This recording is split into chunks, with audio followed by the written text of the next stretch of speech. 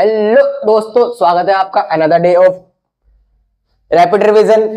और आज हम करने वाले हैं, आज का हमारा जो चैप्टर है रैपिड रिवीजन में डे 4, चैप्टर नंबर 4, जिसका नाम है ग्लोबलाइजेशन। ग्लोबलाइजेशन होता क्या है, ग्लोबलाइजेशन ने इंडिया को क्या दिया है, इंडिया ने ग्लोबलाइजेशन को क्या दिया है, और ग्लोबलाइजेशन को कैसे अपनाया जा सकता है और उसके क्या इफेक्ट हुए, क्या कॉजेज हुए, ये सारी चीज हम आज की वीडियो में जानेंगे। और एलपीजी क्या होता है, प्रोटेक्शनिज्म क्या होता है, ये सारी चीज आज की वीडियो में हम जानेंगे।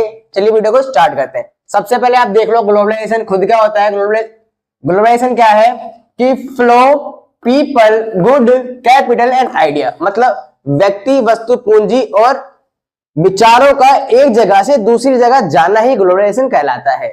या फिर अगर हम बुक के डेफिनेशन के हिसाब से कहें तो एक अर्थव्यवस्था का दूसरी अर्थव्यवस्था से मिलना ग्लोबलाइजेशन कहलाता है। ठीक है, और ये हमारी ग्लोबलाइजेशन की सबसे छोटी डेफिनेशन है। अगर कोई भी आपको इससे छोटी डेफिनेशन दे दे तो मेरे को बता देना। बाकी हम देख लेते हैं कि क्या कॉजेज है इससे रैपिड ग्रोथ हुई है ग्लोबलाइजेशन की। तो सबसे पहला है टेक्नोलॉजी। देखो आज की डेट में क्या है, टेक्नोलॉजी बहुत ही ज्यादा आगे है, जिसके कारण आप बुक्स से रीडिंग ना करके आप देख रहे होगे, अपने फोन में कर रहे होगे, या फिर आप रोड पे चलते हुए रीडिंग वगैरह कर लेते हो। ठीक, दूसरा है कम्युनिकेशन इनहेंस। आप देख सकते हो कि पहले कम्युनिकेशन कैसे होता था कि अगर मेरे को किसी से कोई चीज मंगवाना है या बात करनी है तो लेटर लिखूंगा, उस लेटर का जवाब, वो लेटर 2-3 दिन में जाएगा, उस लेटर का जवाब 2-3 दिन में आएगा, और फिर हो सकता है सामान वगैरह आए, मतलब कम से कम 10-12 दिन ऐसे ही लग गए। लेकिन आज की डेट में क्या है, आप मान लो मेरे को किसी से कोई सामान मंगाना है, तुरंत फोन लगाऊंगा, हाँ भाई ऐसा है, ये वाला सामान मेरे को भिजवा दे, तो बोलेगा ठीक है मैं भिजवा देता हूँ, और वो सामान भी 2-3 दिन के अंदर आ जाएगा। तो ये सेकंड कारण हुआ। तीसरा कारण क्या हुआ, ट्रांसपोर्टेशन सिस्टम। आज की डेट में क्या है, ग्लोबलाइजेशन के कारण हमारे रोड सारे एकदम अच्छे हो गए हैं, और ट्रांसपोर्टेशन के और भी कई सारे सिस्टम्स आ गए हैं। लाइक आप कह सकते हो अब बड़े बड़े ट्रकों में चीजें यहां से वहां जाती है, और बड़ी बड़ी जहाजें हैं, बड़े बड़े शिप्स वगैरह हैं, जिसमें कंटेनर के थ्रू में माल एक जगह से दूसरी जगह ट्रांसफर हो पाता है। और सबसे लास्ट में है इमरजेंस ऑफ इंटरनेशनल प्रॉब्लम। मतलब भाई इंटरनेशनल प्रॉब्लम्स ना बहुत ज्यादा राइज हुई है। आप कह सकते हो कि पूरी दुनिया में ना चीजों की शॉर्टेज पड़ी, जिसके कारण ग्लोबलाइजेशन फैला है। ठीक, क्योंकि चीजों की शॉर्टेज हुई तो क्या आया, एमएनसी नाम की चीज आई। अब ये एमएनसी की फुल फॉर्म क्या है आप एक बार हमें कमेंट में बताएं, बाकी आगे की जगह पे मैं एमएनसी की पूरी फुल फॉर्म बता दूंगा, दिक्कत वाली बात भी नहीं। अब देख लेते हैं पॉलिसी ऑफ प्रोटेक्शनिज्म की। देखो सबसे पहले प्रोटेक्शनिज्म होता क्या है। प्रोटेक्शनिज्म होता है आपका, देखो यहाँ पे मैंने कुछ बना रखा है कि प्रोटेक्शनिज्म एक ऐसी विचारधारा है जिसके अंदर हम क्या करते हैं, टैक्स को 2x कर देते हैं, या फिर कह सकते हैं सेम टैक्स कर देते हैं 100%। क्या कर देते हैं, 100% का टैक्स है। लाइक मान लो कोई प्रोडक्ट अगर 10 लाख का है तो उस पर टैक्स भी कितना लग रहा है, 10 लाख। अब वो कितने का हो जाएगा, 2 गुना हो जाएगा वो प्रोडक्ट। मतलब आप कह सकते हो 10 लाख के प्रोडक्ट था, प्राइसिंग को कॉस्टिंग प्राइस थी, अब क्या होगा कि उस पर 10 लाख टैक्स लग गया। अब वो देखो ध्यान रखना भाई, बंदा कुछ ना कुछ कमाने के लिए बैठा है, तो हो सकता है वो 21-22 लाख का बेचे, और सेम चीज हमारे देश में क्या बिक रही है, 11-12 लाख की बिक रही है। तो आप खुद ही सोचो कि कोई व्यक्ति वो 21 लाख की चीज खरीदेगा या 10 लाख की चीज खरीदेगा, सेम चीज, same company, same value. Company same नहीं होती है, ध्यान रखना, सेम वैल्यू की चीज तो इंसान 11 लाख वाला ही खरीदेगा। और कंपनियां भी बहुत तेज होती है, चालाक होती है, कहती है कि कोई बात नहीं, आप ऐसा है ऐसे ही रख लो भाई, हम क्या करेंगे, हम आएंगे ही नहीं। एमएनसी आने से कर देती है, यहाँ पे मना कर देती है। और ये प्रोटेक्शनिज्म की नीति भी इसलिए लगाई जाती है ताकि मल्टीनेशनल कंपनियों को आने से रोक सके हम। और इसमें आने से रोकते क्यों है, ताकि स्टॉप कर सके मल्टीनेशनल कंपनियों को आने के। और दूसरा रीजन है कि भाई हम अपने जो लोकल कंपनीज उसको डेवलप कर सके, ताकि कभी ऐसा ना हो कि आने वाले समय पर जैसे ईस्ट इंडिया कंपनी ने लगभग इंडिया पे या फिर कई सारे देशों पे अपना डोमिनेट किया था, कॉलोनी बनाई थी, वैसा दोबारा ना हो सके, इसलिए प्रोटेक्शनिज्म की पॉलिसी को लाया गया था। अब अगला टॉपिक आता है हमारा, हाउ इंडिया इन्फ्लुएंस्ड ग्लोबलाइजेशन। मतलब इंडिया ने ग्लोबलाइजेशन को क्या दिया। और ध्यान रखना ये एक इंपॉर्टेंट टॉपिक है, पेपर में इसी टॉपिक से सीधा डायरेक्ट उठा के एक क्वेश्चन पूछ लेता है 5 मार्क्स का। तो ध्यान रखना इस चीज को, इंडिया ने सबसे पहले क्या किया, अडॉप्ट किया है ग्लोबलाइजेशन को। और ये सबसे बड़ी चीज है जो ग्लोबलाइजेशन को मिली है इंडिया से। अडॉप्ट किया किसने किया है, डॉक्टर मनमोहन सिंह ने। कब किया है, 1991 में किया है। ये तीनों चीज पे क्वेश्चन पूछ लेते हैं कि अडॉप्ट कब किया है, 1 नंबर के एमसीक्यू में है, किसके द्वारा किया गया था, डॉक्टर मनमोहन सिंह के द्वारा किया गया था, किसकी सरकार थी, कौन सी सरकार थी। और डॉक्टर मनमोहन सिंह लेके आए LPG, जी का मतलब यहाँ पे ग्लोबलाइजेशन है, ये मैं आपको बता चुका हूं, और L और P का मतलब मैं आपको थोड़ी देर के बाद भी बता दूंगा, ठीक। दूसरा है स्प्रेडिंग कल्चर, मतलब इंडिया ने ऑल ओवर द वर्ल्ड में अपने कल्चर को, अपनी संस्कृति को क्या किया है, फैलाया है, ठीक। आप देख सकते हो एग्जाम्पल के रूप में कि बहुत सारे देशों में या फिर बहुत सारे देशों के लोग जब हमारे यहाँ आते हैं तो धोती कुर्ता वगैरह पहनते हैं या फिर मंदिर वगैरह में जाते हैं। देखो फॉरेन कल्चर में ना मंदिर वगैरह जाना नहीं होता है, और ना ही वो मतलब जूते वगैरह खोल के कहीं जाते हैं। उनके तो यहाँ चर्च में भी अगर जाते हैं तो जूते पहन के ही जाते हैं, जैसे कि इंडिया के चर्च में भी अलाउड होता है। लेकिन हमारे यहाँ किसी भी मंदिर मस्जिद कहीं भी चले जाओ, वहां पे क्या होता है, जूते वगैरह खोल के बाकायदा वहां के कल्चर को अपना के जाना होता है, ठीक है। तो ऐसे क्या होती है, ऑल ओवर द वर्ल्ड में हमारे कल्चर क्या हो रहा है, स्प्रेड कर रहा है। आप कह सकते हो जैसे कि इस्कॉन टेम्पल सिर्फ इंडिया में नहीं है, पूरी दुनिया में फैला हुआ है, ठीक है। कृष्ण भगवान का मंदिर जो कि पूरी दुनिया में फैला हुआ है। अब तीसरी चीज है कि इंडिया ना डोमिनेटिंग करता है एक फील्ड है जिसका नाम है सॉफ्टवेयर। सॉफ्टवेयर के फील्ड में ना इंडिया ने अपना डोमिनेंट बना रखा है। क्यों? क्योंकि इंडिया के जितने भी बड़े बड़े IITian होते हैं, इन्होंने बहुत बड़े बड़े सॉफ्टवेयर बना रखे हैं, और ये मान लो अगर सॉफ्टवेयर नहीं बना रखे तो जो विदेशी कंपनियां होती है उनमें ये बड़ी बड़ी पोस्ट पे बैठे हुए, कहां बैठे हैं, बड़े बड़े पोस्ट पे। जैसे एग्जाम्पल के रूप में आप सुंदर पिचाई का नाम ले सकते हो, बहुत बड़ी कंपनी है टेक की, इसका नाम है गूगल, उसके CEO, ठीक है। अब सबसे लास्ट में आता है कि प्रोवाइडिंग चीप लेबर। इंडिया ना पूरी दुनिया की जो MNC आती है, जो भी MNC होती है, इसको क्या देता है, चीप लेबर देता है, सस्ते रेटों पे लेबर देता है। मतलब अगर आप विदेशों की तुलना करोगे, जैसे कि अमेरिका या फिर किसी भी देश की तुलना करोगे, तो उसके कंपैरिजन में इंडिया में चीप लेबर मिलता है। एग्जांपल के लिए मैंने यहाँ पे लिख रखा है, जैसे कि आप देखोगे अमेरिका में अगर कोई व्यक्ति अमेरिकन सिटीजन काम करता है, अमेरिका में ही अमेरिकन सिटीजन काम करता है, तो कम से कम उसकी सैलरी होगी $10K, वो भी पर मंथ। और अगर मान लो इंडियन काम करता है तो उसकी 1K पर मंथ हो सकती है या फिर 5K पर मंथ हो सकती है।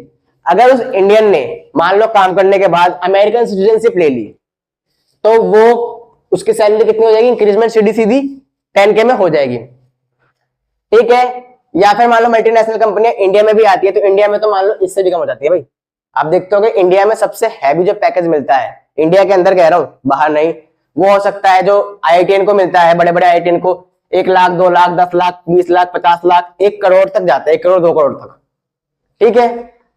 और देख लेते हैं अब हम ग्लोबलाइजेशन ने कैसे इंडिया को अब इफेक्ट किया है। इंडिया को कैसे इफेक्ट किया है ग्लोबलाइजेशन ने। सबसे पहले तो फॉरेन इन्वेस्टमेंट लेके आया है ग्लोबलाइजेशन। MNC आती है, विदेशी मुद्रा लेके आती है, ठीक है, विदेशी इन्वेस्टमेंट लेके आती है और हमारे यहाँ इन्वेस्ट करती है। इन्वेस्ट कैसे करती है, चीजों को खरीद के।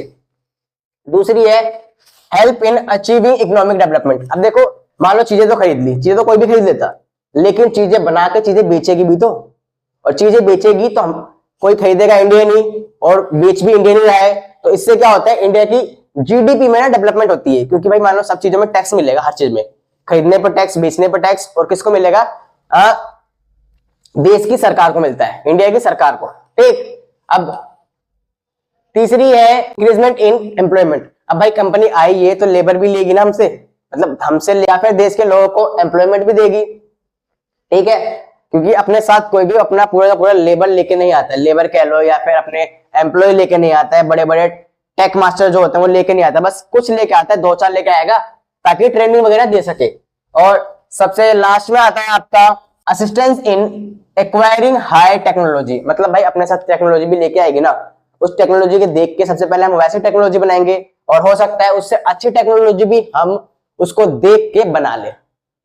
अगला आपका टॉपिक आता है कॉन्सिक्वेंसेस ऑफ ग्लोबलाइजेशन। मतलब ग्लोबलाइजेशन के क्या रिजल्ट रहे हैं, ग्लोबलाइजेशन के क्या परिणाम रहे हैं, ठीक है। इसको देख लेते हैं। सबसे पहले ग्लोबलाइजेशन के परिणाम क्या देखने को मिलते हैं आपको कि भाई improvement in the condition of peoples.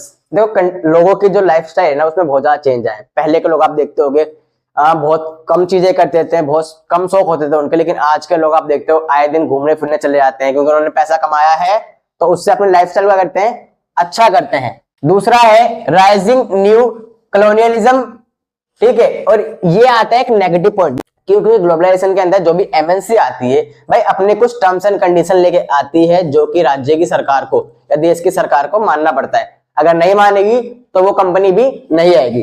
तो इससे क्या होता है आप देखोगे कि सबसे पहले जो हमारे यहाँ कॉलोनियां बसाई गई थी यहाँ ब्रिटेन ने ईस्ट इंडिया कंपनी के द्वारा, तो वो भी अपने टर्म्स एंड कंडीशन लाए थे ना, तो ये एक उस रूप में देखने को मिलता है। और एमएनसी ना बहुत बड़ा रोल भी अदा करती है। क्यों? क्योंकि एमएनसी के हाथ में आपकी क्या होती है, इकोनॉमिक डेवलपमेंट होता है। इकोनॉमिक डेवलपमेंट जीडीपी वगैरह होती है। अगर मान लो सारी एमएनसी चलेगी तो आपकी जीडीपी के गिरने के चांसेस ज्यादा होते हैं। और आपका आता है एक और नेगेटिव पॉइंट के अंदर आता है कि स्ट्रेस ऑन यंगर जनरेशन। देखो मल्टीनेशनल कंपनियां या फिर आप कह सकते हो ग्लोबलाइजेशन, इसके कारण ना आज की यूथ में जो हमारी यंगर यूथ है उसके अंदर बहुत ज्यादा स्ट्रेस देखने को मिलता है कई सारी चीजों का। एक चीज नहीं है, कई सारी चीजें हैं। ठीक, जैसे मान लो वर्क स्ट्रेस, ठीक है, बहुत सारे लोग घूमने जा रहे हैं उनको देख के भी स्ट्रेस हो जाता है। क्यों? क्योंकि भाई मान लो पहले हमको पता नहीं था ना कि हमारा पड़ोसी घूमने गया नहीं गया, हो सकता है घूमने के लिए अपने मामा के गया हो, ये सोचते थे हम। लेकिन आज की डेट में क्या होता है, पड़ोसी घूमने जा रहा है, साथ में इंस्टाग्राम पे फोटो डाल रहा है, ओ भाई लो मनाली का टूर। उसको देख के हमें अलग से स्ट्रेस हो जाता है कि यार इनकी लाइफ सही है तो घूम रहे हैं, हम तो घूम भी नहीं पा रहे। ठीक है, आगे देख लेते हैं। देखो वैसे भी कहने का ना कुछ अच्छे भी फायदे हुए हैं जो हमारी कल्चर वगैरह पे हुए हैं। जैसे हमारी कंजर्वेटिव जो थिंग्स थी उसका एंड हुआ है। आप कह सकते हो जो रूढ़िवादी पुरानी विचारधारा होती थी ना, कि जैसे कि लड़कियों को घर से नहीं निकलना चाहिए या फिर रातों को काम नहीं करना चाहिए, सारी चीजें चेंज हुई है। अब देखते हो मल्टीनेशनल में डे एंड नाइट दोनों शिफ्ट होता है तो लोग रात को भी काम करते हैं। और आज के टाइम पे लड़का और लड़की दोनों क्या है, इक्वल है। तो मतलब कंजर्वेटिव जो भी थिंग्स है, जो भी आइडियाज है, वो धीरे धीरे क्या हो रहे हैं, खत्म हो रहे हैं। और सबसे लास्ट में आता है इंक्रीजिंग ऑप्शन। ठीक है, इंक्रीजिंग या फिर इंक्रीज ऑप्शन। पहले क्या होता था कि हमारे देश की 1 2 4 कंपनियां होती थी, उसी में से हमको चूज करके सामान खरीदना होता था। लेकिन ग्लोबलाइजेशन के बाद बहुत सारे ब्रांड आए हैं और उन्होंने हमको क्या दिया, ऑप्शन दिए हैं और कंपटीशन बढ़ा है, जिसके कारण चीजें क्या होती है, सस्ती और महंगी दोनों की दोनों ही अच्छी मिलती है। क्योंकि अच्छी होगी तो बिकेगी और बिकेगी तो इंसान टिकेगा, मतलब कंपनी टिकेगी। ठीक है भाई, ध्यान रखना। अब हम देख लेते हैं प्राइवेटाइजेशन। जैसे कि मैंने बोला था ना कि पी और एल मतलब प्राइवेटाइजेशन और लिबरलाइजेशन को हम बाद में देखेंगे। तो देख लेते हैं प्राइवेटाइजेशन होता है क्या है। प्राइवेटाइजेशन होता है आपका transfer of business industry public service से हटा के public service to private ownership. मतलब भाई सरकार ये तब करती है जब सरकार घाटे में चला रही है ना सारी कंपनियां। लाइक आपने देखा होगा कि सरकार ने एयरपोर्ट प्राइवेट कर दिए, सरकार धीरे धीरे रेल भी प्राइवेट कर रही है। क्यों? क्योंकि सरकार देख रही है कि जो ये काम है इन कामों में क्या चल रहा है, लॉस हो रहा है। क्या हो रहा है हमारा, लॉस। और प्राइवेट कंपनी में क्या चाहिए होता है, ध्यान रखना, प्राइवेट कंपनी और प्राइवेट ओनरशिप में क्या चाहिए होता है, प्रॉफिट। मतलब भाई उनका तो मकसद यही होता है कि प्रॉफिट कमाओ। ठीक है, तो सरकार इन सब चीजों को धीरे धीरे प्राइवेट कर रही है ताकि लॉस कम हो सरकार का, और लॉस हो भी तो प्राइवेट व्यक्ति का हो। और लॉस हो या ना हो आपको पता ही है, अगर प्राइवेटाइजेशन हो गया एक बार तो इसके बाद क्या होगा कि सरकार का फायदा ही होना है हर तरीके से। कैसे? मान लो आप कमाओगे तो टैक्स भरोगे, नहीं कमाओगे तो आपकी कंपनी डूबेगी, सरकार का क्या ही जा रहा है।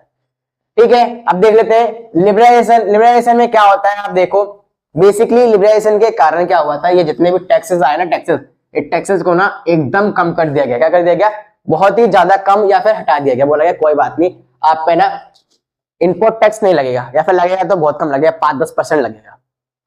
5-10% इम्पोर्ट टैक्स लग रहा है, आने में भी कोई टैक्स नहीं है। आप अपना सामान लाके बेच रहे हो उस पर भी बस 5-10% टैक्स है, 5-10-20 ज्यादा ज्यादा जितना अपने हमारे देश में लगता है, जितना आप अपने देश में देते थे उतना टैक्स दे लेना।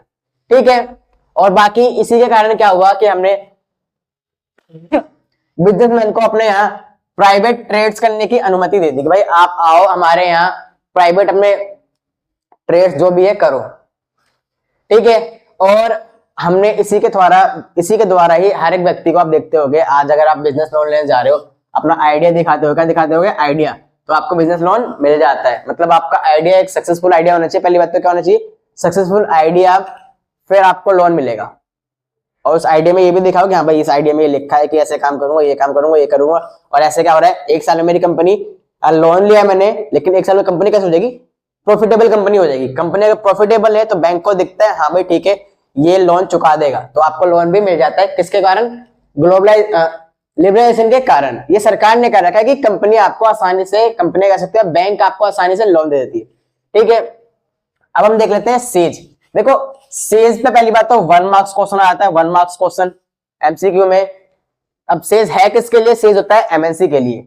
मतलब सेल्स की पहली बात तो फुल फॉर्म है स्पेशल इकोनॉमिक जोन। और सेल्स में होता क्या है आप देखो कि ना, स्पेशली क्या होता है कि भाई हर कंट्री जिसको भी एमएनसी को अपने देश में बुलाना होता है वो बोलते हैं ठीक है हम आपके लिए स्पेशल इकोनॉमिक जोन बनाएंगे जहां पे आपकी कंपनी होगी और वहां पे आपको सारी चीजें सस्ते रेटों पे मुहैया करवाई जाएगी। मतलब भाई बिजली सस्ते रेटों पे, जमीन सस्ते रेटों पे, लेबर सस्ते रेटों पे, जो भी आपका रॉ मटेरियल है वो आपको सस्ते रेटों पे मिलेगा और आप अपने प्रोडक्ट बनाओ और फिर बेचो, आपकी मर्जी, आप जितने मर्जी की बेचो। ठीक है, तो ऐसे एमएनसी आती है तो भाई, और आप उसको ये भी आश्वासन दिलाओगे, मतलब ये प्रॉमिस वगैरह करोगे कि आपकी कंपनी हमारे यहाँ प्रॉफिटेबल ही रहेगी, लॉस में नहीं जाएगी। बस आप ऐसा है कि सस्ती चीजें बनाना या फिर अच्छी चीजें बनाना जो टिके, मतलब चाहे सस्ती हो ना हो लेकिन टिका होनी चाहिए ताकि आपके ग्राहक के कस्टमर बने रहे। और आपकी कंपनी को हम पूरी की पूरी क्या देंगे, सेफ्टी भी देंगे कि मान लो भाई तुम्हारी सरकार तो यहाँ पे नहीं है तुम्हारे देश की, लेकिन हमारे देश की, हमारे देश की सरकार आपको पूरी सेफ्टी देगी। ठीक है, और बाकी ये डेफिनेशन है, इस डेफिनेशन को एक बार रीड कर लेना। अब बात आती है WTO। WTO की फुल फॉर्म होती है वर्ल्ड ट्रेड ऑर्गेनाइजेशन। अब इसका बेसिकली काम क्या होता है? बेसिकली इसका काम है वर्ल्ड लेवल पर जो भी आपके ट्रेड वगैरह होते हैं ग्लोबलाइजेशन के लिए या फिर ग्लोबलाइजेशन के लिए जो भी रूल्स एंड रेगुलेशन होते हैं ये वर्ल्ड ट्रेड ऑर्गेनाइजेशन ही बनाती है।